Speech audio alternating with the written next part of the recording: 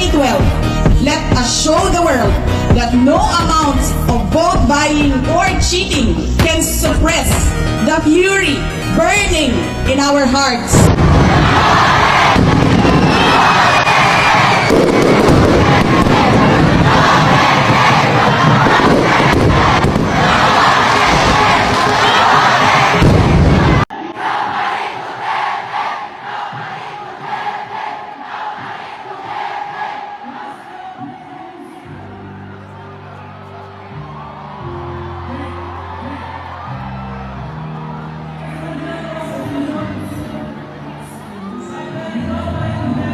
Ang Biyoong Alyansa ay isang mapanganib na pagsasanib puwersa ng isang administrasyong walang kakayahan, mga elitistang liberal at mga tinaguriang makabayan na ang tunay na hangarin ay manatiling mahirap ang taong bayan.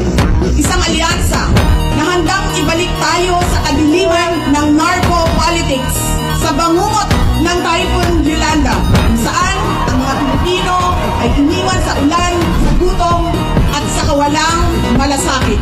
Sa May 12, let us show the world that no amount of vote buying or cheating can suppress the fury burning in our hearts.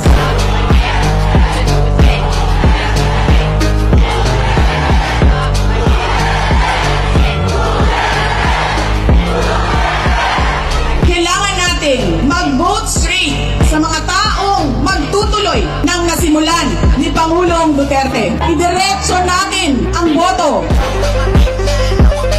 Alam ko, hindi kayo matutuwa, pero iboboto ko si Amy Marcos. Siya ang naglakas loob na buksan ang investigasyon sa pagdukot ng pamahalaan ng isang Pilipino dito sa bayan para ihatid sa mga dayuhan. I love you too.